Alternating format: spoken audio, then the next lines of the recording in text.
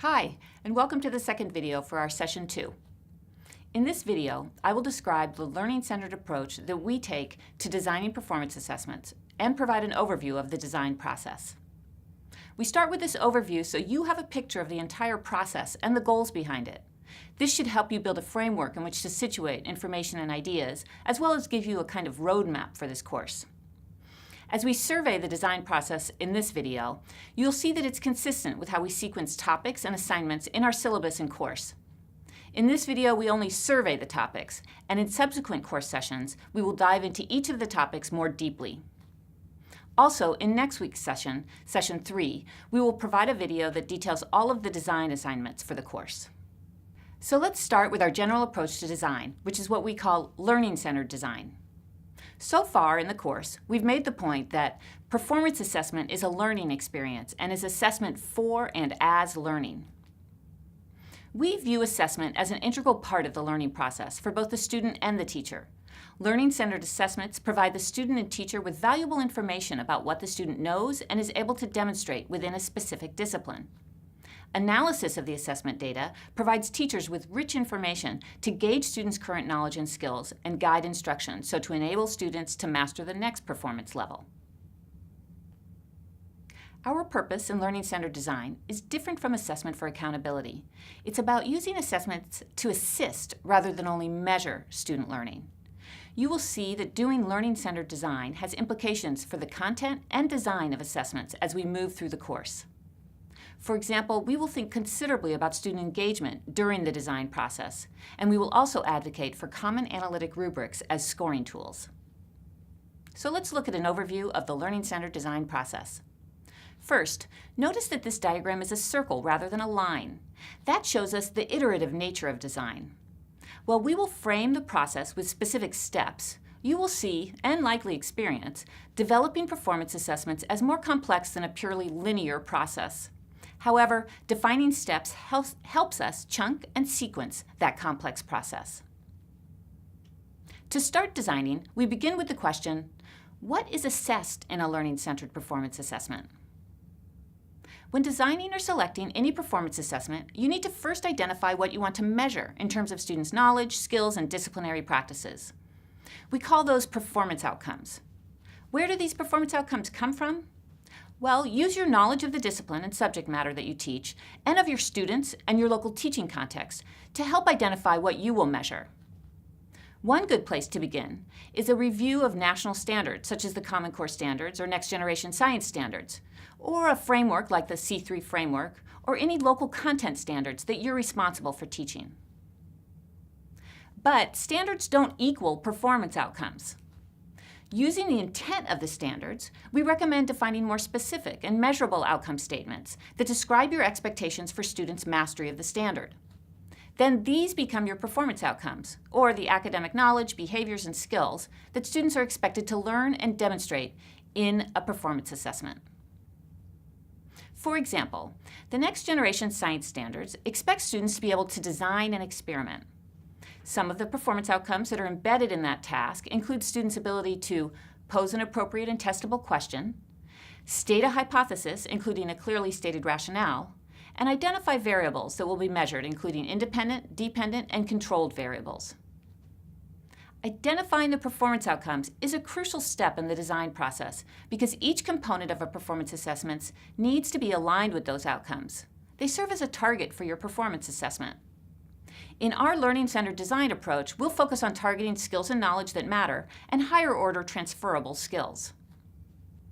We will further discuss performance outcomes in Session 3 to prepare you for identifying them for your own performance assessment by week 4. The next question we ask is, how do we measure what students know and are able to do in performance assessments? Like other types of assessments you've administered to your students, you will need to select, modify, or design a scoring system that helps you to accurately score student work. In a learning-centered design approach, this scoring system should also help you identify students' specific strengths and areas for growth in regards to your performance outcomes. Using rubrics as your scoring system enables you to see the range of possible students' performances when trying to demonstrate mastery of each performance outcome. Rubrics that provide a written description of the qualities of of a performance help you and your students to determine their current level of proficiency and to make decisions about next steps to achieve the next level. Here we show a segment of the Scientific Practices rubric, which is aligned with performance outcomes about asking questions and developing and using models, both practices that are integral to students' abilities to conduct a scientific investigation. Using this rubric over multiple assessments can help you and your students track their learning. We will further discuss scoring systems in week 4 of the course to prepare you to select and prepare the system for your performance assessment, and that will be due week 5. Our next question is, what do we think about when designing the actual performance task? Once you know what you want to measure and have a scoring system to help you evaluate the quality of students' performance, you're ready to design or adapt the actual tasks that students will do. This is where your creativity, content expertise, and knowledge of your students are essential. When designing or adapting a performance task, you'll need to construct an activity where students have to use authentic and core practices in your discipline, while also selecting content and activities that will engage your students. This will include developing or adapting a prompt and student materials. While your focus will be on making sure that your task elicits evidence of your targeted performance outcomes, in learning-centered design you will also want to keep your eye on creating an engaging assessment for your students. If we can engage students, they're more likely to start and finish the task. Student engagement is essential to learning and an important component of learning-centered performance tasks.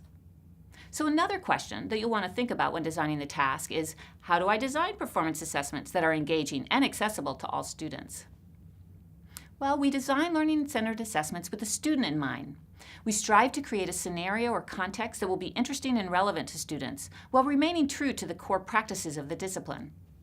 Engaging students in the context or scenario of the task at the very beginning helps to increase their motivation to start and complete the assessment.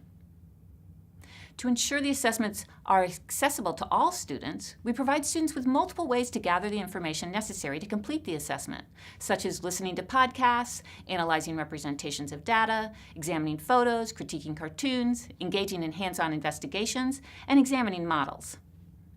We also try to allow students more options for how they represent their learning. Providing students with task context, multiple ways to access the material, and some choice in how they show their learning is important for creating engaging, accessible performance assessments. Another question we want to consider in designing the task is, how do we create opportunities for feedback and revision in performance assessments?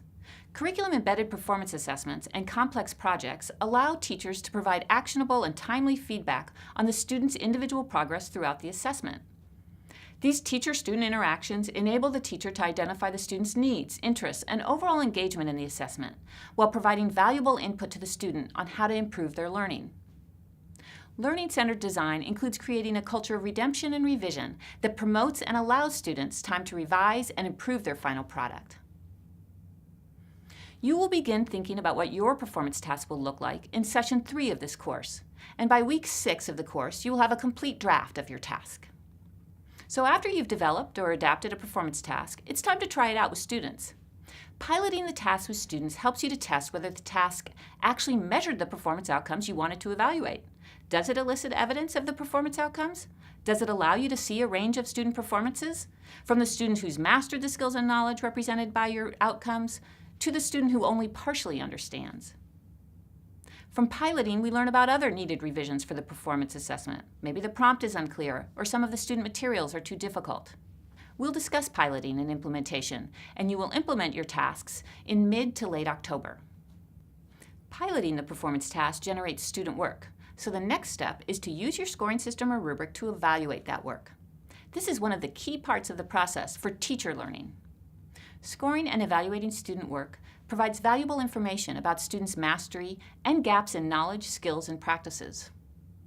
It enables you to provide specific feedback to students to improve their performance. It guides your instruction and next steps for supporting students' learning, and it identifies needed revisions for the assessment.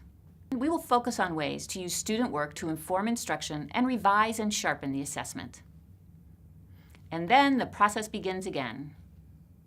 So I've outlined the key steps in our learning-centered design and development process.